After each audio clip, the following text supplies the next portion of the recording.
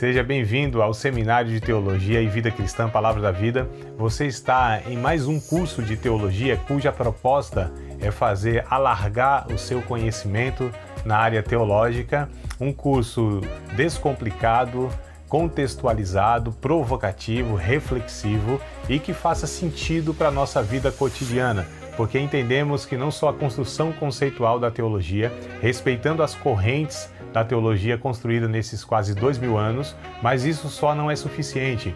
Nós pretendemos que a partir do entendimento bíblico, dos conceitos esclarecidos, nós possamos reproduzir isso em uma espiritualidade no nosso cotidiano e nas relações. Seja bem-vindo a mais uma aula do curso de Teologia do Seminário de Teologia Palavra. Meus amados e minhas amassadas, já contei essa piada para vocês outro dia, né? Dos amados e amassadas, não? Não? Também não. Se preocupa não, que vocês não perderam muita coisa não. Depois eu conto. Um churrasco assim, alguma coisa eu conto. Vamos iniciar então o livro de Joel, né? A gente vai aqui fazer aquela apresentação básica que a gente faz toda vez que a gente vai falar de um livro, né? Quem escreveu. É importante, né, a gente saber essas informações básicas do livro, né? E aí a gente vai aqui discorrendo nas divisões que eu preparei para vocês aqui, ou para nós, né, todos, sobre o livro de Joel. Bora lá? Então, Joel, o livro de Joel, né, é escrito por ele mesmo, leva o título, né, do nome dele, e é ele quem é o escritor, tá certo, desse livro, né? Ele fala sobre o juízo final que há de vir.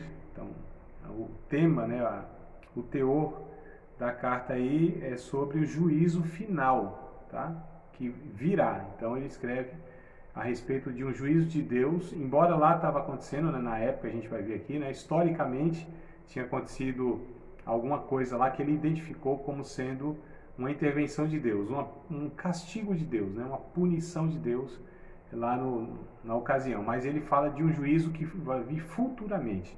Então Joel, ele profetiza, que a gente chama de uma profecia escatológica, para o final dos tempos.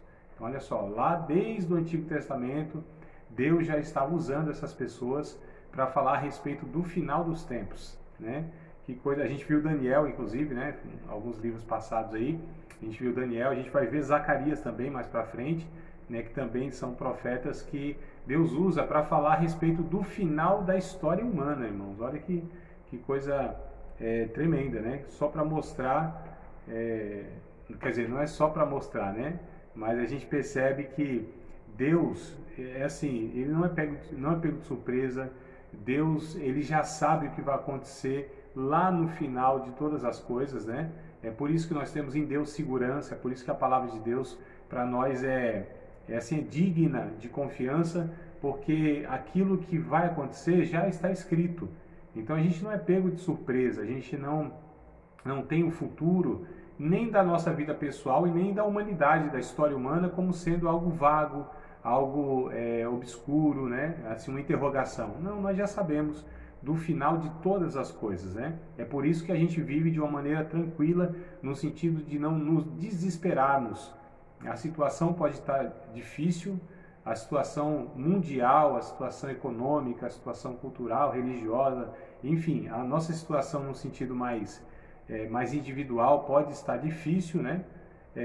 Mas assim, a gente sabe que tem uma esperança, porque Deus, ele já preparou todas as coisas para nos receber lá, tanto na eternidade, né, quanto num futuro próximo aí. Então a gente descansa em Deus. A nossa alma não é agitada, pelo menos não deve ser, né? Pelo menos a gente deve ter essa maturidade de entender que, embora a vida ela possa apresentar diversos obstáculos, diversas dificuldades, e apresenta mesmo, né? A gente que vai vivendo um pouquinho aí, eu, por exemplo, na Idade Média, já estou na meia idade, né, que chama, quase beirando aí meio século, olha só. Então daqui a pouco bato uns 5.1.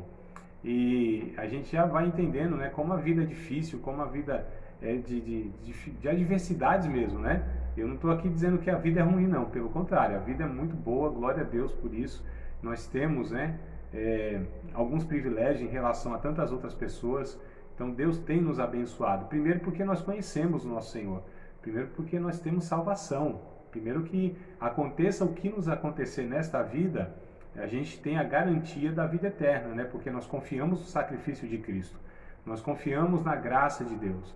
Nós sabemos que Deus é aquele que pode nos preservar para a eternidade. Então, assim, não há maior felicidade para um ser humano, né, do que ser salvo, do que ter a convicção, a certeza de que se eu morrer hoje, se acontecer algo, né, que é a desgraça maior, que é o final da vida, né, a morte. Mas se isso acontecer, vai acontecer mais cedo ou mais tarde, né, com todos nós, a não ser que o arrebatamento aconteça antes, né, mas aí todos nós vamos um dia partir dessa vida. E ainda que isso aconteça, mesmo assim, a gente fica em paz, está tranquilo, nós não tememos a morte, embora não seja agradável, né? Ninguém quer morrer. Todo mundo, a gente brinca que todo mundo quer ver Deus, mas ninguém quer morrer, né? Deus é um pai que é amado, mas ninguém quer se encontrar com ele. Nesse sentido de passar pela morte, claro, né, irmãos? Mas enfim, o que eu quero dizer é isso: haverá um juízo final, haverá um julgamento eterno, e Deus fala isso através de Joel. Mas bora lá ver aqui aquelas informações básicas, né? Quem escreveu o livro foi Joel. Eu falei Joel ou falei Samuel? Acho que foi Joel, né, que falei, né? Então Joel, tá? É que eu vou dar uma aula daqui a pouco sobre Samuel. Não é nem sobre Samuel, é Reis, né? Mas tá ligado ali. Então quem escreveu foi o profeta Joel. O que ele escreve? Ele tem uma visão, né, do juízo final iminente, ou seja, que está breve. Ele escreve em Judá, tá? Ali na tribo de Judá, no Reino do Sul, né, como nós conhecemos. Quando ele escreve isso? Aqui a data que é um pouco incerta. Então os estudiosos, né, pesquisei alguns estudiosos e eles não têm um consenso, eles não concordam, porque o livro não cita nenhum rei. Quando cita um rei, rei fulano, né, sei lá, Joaquim, rei Zedequias, aí a gente consegue estar alcançando assim a data aproximada, porque o período dos reis é muito claro. Mas ele não cita rei, ele não cita algumas nações, né, que também dá para a gente saber mais ou menos, porque as nações elas reinaram, elas foram fortes dadas épocas, né? Então a gente consegue. Então assim, ele não informa nada disso como outros profetas fazem. Então tem duas possibilidades: ou Joel ele vive e ele escreve a respeito depois um pouquinho do exílio babilônico, né, que a gente já aprendeu ali no século VI, ou ele profetiza ali, ele fala, né, escreve, vive ali no século IX, então ano 800 e alguma coisa. Então está entre esses dois períodos aí, mas é bem possível que seja o século IX, tá? Pelo estilo de literatura dele, parecendo com outros profetas que profetizaram também nessa época, tá? Então coloquei assim, quando? Possivelmente em torno do ano 825 a.C. Possivelmente, tá? É uma possibilidade, não é uma certeza absoluta, mas só para a gente saber mais ou menos aí. Por que ele escreve essa carta, né? Qual o motivo? Ele escreve por causa de uma advertência e um chamado ao arrependimento. Então, o Joel, ele adverte o povo ali de Judá, né? E também chama ele, convida para um arrependimento, tá? Qual é o tema dessa carta? O grande e terrível dia do Senhor. Essa frase, né, é muito famosa, o dia do Senhor. Então, esse termo, essa frase, o dia do Senhor, se refere ao julgamento final, tá bom? Aqui eu estou falando no profeta, né? Porque a gente pega outras partes da Bíblia e nem sempre quer dizer isso. Quando a gente pega lá em Apocalipse, capítulo 1, por exemplo, né? João dizendo na ilha de Patmos estava no dia do Senhor. Ali, essa frase no dia do Senhor não quer dizer no dia do juízo, mas sim o domingo, né? Naquele tempo lá é o que se entendia. Então vamos lá, o livro pode ser dividido em duas sessões. Então ele pode ser dividido em duas sessões, tá? São 3 capítulos só. E aí eu fiz a seguinte divisão aqui, ó, para vocês. A primeira divisão é do capítulo 1, do verso 1 até o capítulo 2 e verso 27. Então, primeira divisão, capítulo 1, né, do verso 1 até o capítulo 2 e o versículo 27. Aqui descreve um enxame de gafanhotos do norte que enche o Judá, né? Que isso era incomum, tá? Então isso aconteceu, foi literal, houve uma praga de gafanhotos. A gente precisa lembrar, irmãos, que o povo de Deus, né, nessa época, era um povo agrícola, tá? Isso quer dizer que eles viviam mesmo das plantações. Então, assim, a economia de Israel girava em torno de plantação e de gado, né? Basicamente, criavam-se animais, né? Em grande parte animais, a gente chama de gado miúdo, que são ovelhas, cabras, né? Esse gado miúdo. Nem tanto vacas, bois, isso eram pouquíssimas pessoas que tinham, né? Os ricos tinham, né? Mas assim, a maioria da população criava esses animais aí como ovelhas, né? O gado miúdo. Mas mais do que esses animais, eles plantavam, tá? Então a gente percebe aqui que há uma praga de gafanhotos e destrói toda a economia de Judá, né? Acaba mesmo com todo o alimento. Então a gente precisa entender também esse contexto histórico, que é assim, ali era uma terra árida, você não tinha comida em abundância. Então hoje a gente, por mais que tenha dificuldade financeira, a gente tem alimento, né? Tem alimento aí e tal, mas assim, aquele tempo não. Aquele tempo, se não tivesse uma colheita boa, se não tivesse chuvas boas, eles ficavam assim com pouco alimento. Às vezes tinha que sair da sua terra para ir em outras terras para buscar alimento. Só para a gente entender, a gente já viu isso em outros livros, né? De Ruth, não sei se vocês lembram, né? Ruth lá sai de Belém e vai até as terras de Moabe porque havia fome lá em Judá, né? Lá em Belém. A gente vê lá no tempo dos juízes, né? Aliás, Ruth acontece no tempo dos juízes. Mas a gente vê lá em Gideão também, Juízes capítulo 6, né? Onde tinha grande fome e Gideão... aliás, a fome lá era na verdade porque os filisteus lá invadiam e roubavam a lavoura deles. Mas enfim, só para a gente entender esse contexto, como que eles viviam, né? A importância disso, né? Então, os gafanhotos, essa praga de gafanhotos, essa nuvem, esse enxame de gafanhotos, era uma praga que, assim, destruiu Israel. E a gente vai ver, então, mais para frente aqui, como que Joel viu essa situação. Segunda divisão, então, ó, segunda divisão, que vai do capítulo 2, a partir do verso 28, né, até o capítulo 3, verso 21. É a segunda sessão, segundo corte que a gente faz nesse livro aqui. Nessa segunda sessão, o Joel, ele tem uma visão do dia do Senhor, né, que haveria de vir em um futuro distante. Calma que a gente vai ver tudo isso aqui, tá? Só para fazer a primeira divisão aqui de estudos, né? Então, primeira sessão e segunda sessão, basicamente é isso aqui que ele vai falar. Mas bora assim agora estudar um pouco mais detalhado, né? Na primeira sessão, capítulo 1, o verso 13 ao verso 15, já quero ler com vocês. Já gostaria de pegar a Bíblia com vocês aí, ler alguns trechos para a gente extrair algumas lições aqui para nós, né? Algumas informações e fazer aí algum link para ver o que também Deus quer falar com a gente. Falou com aquele povo lá, sei lá, 2000 e tantos anos atrás, mas vamos ver o que Deus também tem para falar com a gente a partir desse livro aqui, tá? O capítulo 1, verso 13 ao 15, aqui é um chamado ao arrependimento, tá? Irmãos, antes que eu fale qualquer coisa aqui, vocês já ouviram falar que, assim, esses gafanhotos aqui, ó, é daqui que tiram aquela famosa ideia que tem o destruidor, o migrador, o cortador, que são os demônios, né? Que vai lá e devora a finança dos irmãos que não dá o dízimo, né? Então, não deu dízimo, irmão, ó, vem aqui. Então é o capítulo 1, verso 4. É daqui que se tira, não sei se vocês sabiam disso, mas é desse texto aqui que o pessoal aí que tem essa ideia, que eu particularmente não concordo, eu acredito que tem nada a ver, tá certo? Tem até uma brincadeira, né, um memezinho nas redes sociais, assim, tipo os gafanhotos falando assim, não, a gente não é demônio, a gente é gafanhoto mesmo, né? Então, aqui não são os demônios, não, são os gafanhotos, é literalmente, o texto está falando, era mesmo o insetozinho lá, verdinho lá, terrível, né? Para alguns é um demônio, mas não tem como a gente aplicar a seres demoníacos, né? Espíritos imundos, jamais, não tem como. Mas é aqui, ó, o capítulo 1, verso 4, ó, o que ficou da lagarta, o comeu o gafanhoto, o que ficou do gafanhoto comeu a locusta, o que ficou da locusta comeu o pulgão. Na verdade aqui são 4 estágios, né? Então vem, ó, lagarta, gafanhoto, locusta e pulgão. São 4 estágios do mesmo inseto, tá? Então, né, um vem, a lagartinha vai lá e come, né? O que a lagarta não consegue comer, o inseto no seu estado mais evoluído come, e o outro mais evoluído come, enfim.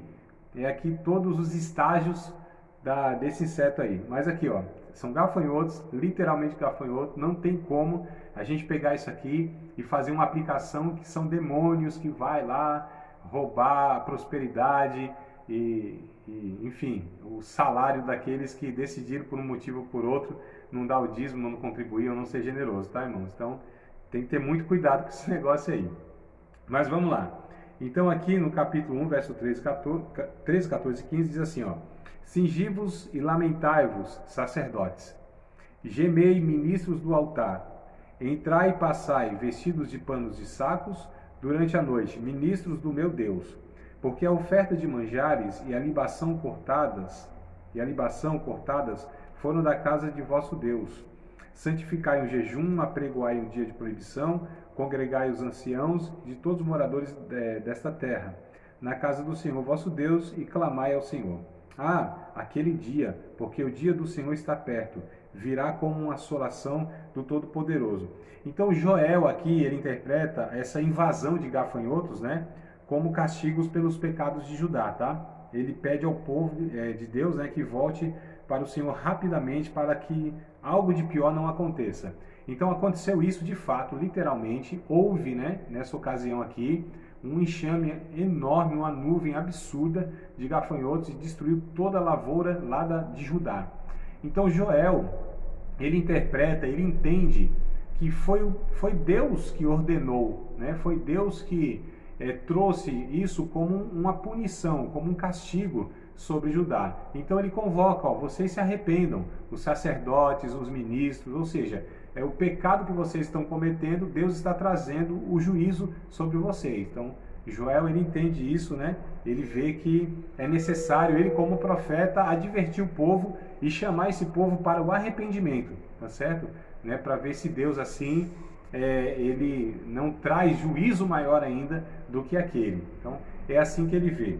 A gente vai discutir algumas questões aqui mais para frente um pouquinho, mas já adiantando, irmãos, a gente precisa ter muito cuidado de atribuir tudo quanto é desgraça a juízo de Deus, né? A seca lá no Nordeste, é porque muita idolatria tem lá, então Deus mandou a seca lá e é um negócio terrível. Uma idolatria lá, sei lá, na Espanha, e Deus lá deu um terremoto, mandou um terremoto, né? Uma idolatria, ou uma corrupção, ou um paganismo muito grande lá sei lá, que país, lá no Timor-Leste, lembra que teve aquele tsunami lá? Então, sempre atribuir essas questões, essas desgraças naturais, né, ou qualquer coisa desse tipo, sempre ao castigo de Deus, Deus punindo, é muito perigoso, porque nem sempre a gente tem condição de identificar isso, né? Eu sei que muitas vezes isso acontece. Aconteceu qualquer coisa, olha, foi a mão de Deus lá, né? Então a gente tem até como fala? Uma notícia muito famosa que também tem nas redes sociais, em muitos lugares na internet, que assim, mostra um monte de gente, tipo assim, falando, aquele Mohamed Ali, né? Aquele boxeador famoso. Antes que Deus possa pensar, eu posso acertar um soco em alguém. Aí o cara lá ficou com mal de Parkinson, tudo tremendo, né? Os Beatles lá, né? O John Lennon disse, o cristianismo, Jesus Cristo e o cristianismo vai sumir, os Beatles serão uma religião. E aí mostra lá que ele foi assassinado. Então as pessoas sempre fazem essas ligações, muitas vezes, falam, tá vendo, falou de Deus alguma coisa, fez alguma coisa, Deus foi lá e puniu. Pode ser que seja verdade? Eu não sei, pode ser, mas também pode ser que não. O que eu quero assim chamar a atenção é que a gente tem que ter muito cuidado para sempre falar que alguma coisa que acontece de ruim, seja num indivíduo, seja num país ou alguma coisa, é porque Deus foi lá e castigou, Deus foi lá e puniu. Como eu disse, pode ser que tenha sido, pode ser que não, eu não sei. Aqui Joel teve o discernimento, era um profeta de Deus, né? Deus deu a clareza para ele que de fato esse enxame de gafanhotos era o próprio Deus. E a gente vai ver, inclusive, isso mais para frente, né, no capítulo 2, verso 25. Então é muito claro, tá, que Deus estava conduzindo isso aí. Né? Vamos lá para o capítulo 2, verso de número 12, 13 e 14. Então, capítulo 2, verso 12, 13 e 14. Aqui, Deus, ele também diz que o povo tem que se arrepender, só que tem que se arrepender verdadeiramente, tá? E a gente vai entender o porquê. Então olha só, Joel capítulo 2, verso 12, 13 e 14. Ainda assim agora mesmo, diz o Senhor, convertei-vos a mim de todo o vosso coração, e isso com jejuns, e com choro, e com pranto. E rasgai o vosso coração, e não as vossas vestes, e convertei-vos ao Senhor vosso Deus, porque Ele é misericordioso e compassivo, e tardio em irar-se, e grande em beneficência, e se arrepende do mal. Quem sabe se voltará e se arrependerá, e deixará após si uma bênção, em oferta de manjar e libação para o Senhor vosso Deus? Então Joel aqui, ele convoca, né, o povo para um verdadeiro arrependimento, tá? Nos tempos bíblicos, né, as pessoas demonstravam abertamente dor e tristeza. E Joel faz aqui Judá se lembrar que Deus exige um verdadeiro arrependimento, no verso número 13. Por que ele diz, rasgai as vossas vestes e não o vosso coração? Aliás, rasgai o vosso coração e não as vossas vestes. Porque, irmãos, aquele povo, quando eles queriam demonstrar dor e tristeza, eles iam tipo assim, praça pública. Estava chorando de luto, por exemplo, né? Estava em luto, enfim, alguma tristeza. A gente vê Jó fazendo isso, o livro de Lamentações, o Jeremias também, né, demonstrando essa cena como a viúva lá e rasgando as suas vestes, Jó se jogando na cinza, né, com um vestido de pano de saco. Esse pano de saco é porque trazia aflição, né, irmão? É uma estopa, né? Então, assim, machuca o corpo, né? Então, era uma forma deles expressarem luto, tristeza, dor. E eles faziam isso, né? Rasgavam as roupas. Eram escandalosos mesmo. Então, assim, a gente não vê ninguém dificilmente alguém faz isso, né, publicamente. A gente sofre muitas vezes na nossa intimidade, a gente sofre em contextos bem reservados, né, onde você tem família e tal, mas aqui não, ia para o meio da praça, assim, no meio da rua, rasgava as vestes, gritava, uivava, né, chorava alto, às vezes ficava lá vários dias naquela condição. O Jó, por exemplo, os amigos dele ficaram 7 dias com ele lá e ele sentado, né, em cima de uma cinza, jogava lama no rosto, enfim, eles expressavam mesmo assim, se escancarava, irmão, era um negócio assim bem intenso, né? Só que isso era possível fazer sem ter de fato um arrependimento. Então olha o risco também de muitas vezes expressar publicamente, né, você exteriorizar, você colocar para fora, né, ter um comportamento de arrependimento e nem sempre Deus olhar dentro da gente e ver esse arrependimento. Então o que acontecia com uns lá também, eles tinham esse ritual. Irmãos, é muito perigoso quando a gente cria, a gente chama de ritos e rituais, né? A gente cria alguns comportamentos que se fizer aquilo lá parece que o negócio está bom. E se não fizer parece que não está bom. Vou dar um exemplo bem nosso. Se a gente for para a igreja e não orar de joelho, tem irmão que acha que se orar de pé não vale, não funciona, não é a mesma coisa. Não está sendo humilde diante de Deus, se humilhar é só de joelho. Tem gente que se coloca de joelho e não é humilde, e não está buscando a Deus com arrependimento. É uma prática, né? A gente tem tanto hábito. O que é um rito e um ritual? É um comportamento que se tem, né, dentro de uma liturgia, um segmento. Então, assim, tipo assim, ó, eu falo assim, irmãos, vamos orar. O que a gente faz? Fecha o olhinho, abaixa a cabeça e levanta a mão. Não é mais ou menos isso que a gente faz? Né? A gente não tem esse hábito? Bom, vamos orar. Automaticamente a gente fecha o olho e abaixa a cabeça. O que é isso? É um ritual. Eu estou dizendo que isso é errado? Não, eu só estou dizendo que essas posturas, esse comportamento externo, nem sempre corresponde a um sentimento e a um coração. Então tem pessoas que choram e nem sempre é de arrependimento. Às vezes é de remorso, como por exemplo, lá em Hebreus, capítulo de número 12, né? Se vocês quiserem me acompanhar aqui na leitura, lembrei agora desse texto, capítulo de número 12, de Hebreus, versículos de número, deixa eu ver aqui, 16 e 17. Então, Hebreus, capítulo 12,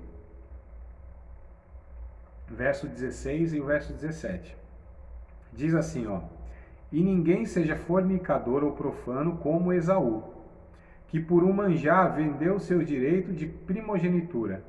Porque bem sabeis que, querendo ele ainda depois herdar a bênção, foi rejeitado, porque não achou lugar de arrependimento, ainda que com lágrimas o buscou. Então lembram de Esaú lá, que foi enganado por Jacó, e aí depois ele viu que não foi vantagem aquele negócio, porque estava com fome, né, irmão? Quem estava com fome quer matar a sua fome. E aí Jacózão lá, velho de guerra, né? Viu uma vantagem, disse, opa, vou aqui levar uma vantagem sobre meu irmão. Troca então o teu direito de primogenitura que eu te dou o pratinho de lentilha aqui e tal. Disse, opa, trocou. Depois ele viu que não foi vantagem, né? Aí o que acontece? Não é que ele amava Deus, não é que ele valorizava as coisas espirituais, é que ele viu que perdeu. Então o que que ele teve? Um remorso, sabe? O arrependimento é uma tristeza profunda, verdadeira por ter ofendido Deus. O que aconteceu com Esaú não foi um arrependimento, foi um remorso. Ele viu que, ixi, fiz aquilo lá, não valeu a pena. Aí ele queria a bênção, queria herdar a bênção. Nossa, eu perdi a bênção de Deus. Mas não porque ele amava Deus, porque ele viu que não foi vantagem. Então, e ele chorou, a Bíblia diz aqui, ó, ele buscou com lágrimas, chorava, chorava, eu quero, meu pai não tem nenhuma bênção para mim, e não sei o que tem. Ele falou, não, agora foi tarde. E não achou nele, a Bíblia diz, lugar de arrependimento. Então ele chorou, ele clamou, ele orou, né? Ele pediu para que seu pai intercedesse por ele, mesmo assim Deus não achou nele lugar, não tinha lá uma sinceridade. Ele teve todo esse comportamento aqui que a gente chama de o irmão humilde, a irmã humilde. Olha, está se quebrantando diante de Deus, está se lançando por terra, aquela coisa toda, né? Mas Deus fala, ixi, isso aí para mim é teatro. Isso aí vocês estão fazendo só é representação. Então rasgue o coração de vocês, não a roupa de vocês. Olha só como que Deus, ele enxerga, ele vê verdadeiramente, né? A gente pode enganar Deus, como aqui o povo estava fazendo só porque era um hábito, só porque era uma cultura, uma prática externa, mas que nem sempre acompanhava um coração arrependido, contrito. Lembra lá do Salmo 51, verso 16 e o verso 17? Se não me falha a memória, é esse texto aí. Salmo 51, versos 16 e 17. Quando Davi peca lá contra Deus, né, e mata o homem lá, e, enfim, comete o adultério lá com a mulher do homem, do Urias, né, a Batseba. E aí ele diz assim, Senhor, tu não te agradas em holocausto, em sacrifício, senão eu os daria. Olha só, o sacrifício para Deus é um coração quebrantado e contrito, dessas coisas Deus não despreza.